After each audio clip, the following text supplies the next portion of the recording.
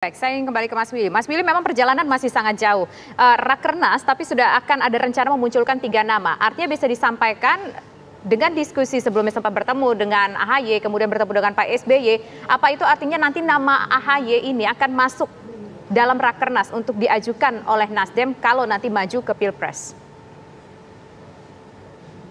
Ya, sejauh ini prosesnya itu masih bergulir di Dewan Pimpinan Wilayah di level provinsi untuk nanti secara langsung disampaikan ke pleno Rakernas secara terbuka ya. Nanti teman-teman bisa melihat siapa nama-nama yang disampaikan oleh Dewan Pimpinan Wilayah. Baru kemudian kami mengerucutkan jadi 3 nama. Semua proses dan kemungkinan sangat terbuka. Tadi yang ditandaskan oleh Bung Yunarto, ini politik yang terbuka. Tapi Nasdem selalu memiliki fatsun politik yang rasional ya. Tentu buah jatuh tidak jauh dari pohonnya. Sejauh ini kami selalu mendengarkan advice-nya Mas Yunarto bagaimana condong mata ke yang cantik, condong posisi ke yang menang ya. Nah, tentu rasionalitas itu menjadi salah satu pertimbangan. Epicentrum yang paling utama dalam proses pembangunan koalisi itu adalah capresnya. Maka kemudian kami akan memunculkan calon presiden 3 nama dulu untuk kemudian terjadi proses komunikasi politik dengan beberapa partai-partai yang ada. Nasdem sejauh ini tidak memiliki handicap. Pak Surya di dalam forum Pemret mengatakan apakah Nasdem akan memunculkan nama dari dalam? Pak Surya menjawab secara tegas tidak ada nama dari dalam. Mungkin next pemilu itu akan ada potensinya. Tapi sejauh ini Nasdem ingin sebangun dengan aspirasi-aspirasi yang berkembang di tengah publik, siapa yang akan menjadi putra-putri terbaik yang akan meneruskan Pak Jokowi.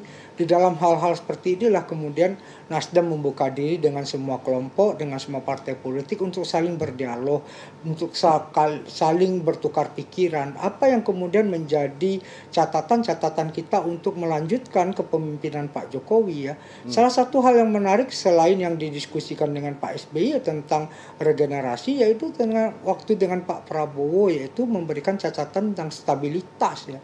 Siapapun yang berkompetisi, kita pasca pandemi, maka kemudian ada kewajiban moral obligation, political obligation, bagaimana rakyat itu tidak boleh terperosok dengan lapangan kerja yang susah, harga-harga yang mahal, maka kemudian menjaga stabilitas itu menjadi komitmen bersama, gitu Tisa dan Alpa. Oke, kita ingin dengar bagaimana soal wacana baru yang cukup membuat kaget ini. Nama Ganjar dan Anies, mungkinkah ini disandingkan nanti atau mungkin nama ini akan muncul nanti dalam Rakernas Nasdem? Mas Willy? Mas Willy? Ya, ini belum ada ijab kabul. Belum ada undangan, janur kuning pun belum ditancapkan di depan rumah. Kita belum memiliki pengantin, jadi Nasdem masih berikhtiar mengumpulkan nama. Nanti baru kita lihat proses yang akan berkembang di dalam Rakernas. Jadi kita tunggu saja, dan itu Nasdem partai yang terbuka. Yang prinsip bagi Nasdem adalah why not the best ya. Itu yang selalu disampaikan oleh Pak Surya. Tugas politik kita, takdir sejarah kita tidak membebek kepada keadaan, tidak juga menyerah kepada proses-proses yang menjadi halangan, tapi bagaimana kemudian mampu mengorkestrasi apa yang terbaik untuk Republik ini. Jadi suatu hal yang selalu kita pegang adalah pemilu itu adalah sebuah keniscayaan, tapi tidak satu orang pun ingin terjadi polarisasi. Jadi saya melihat semua probability itu memungkinkan untuk kita semua.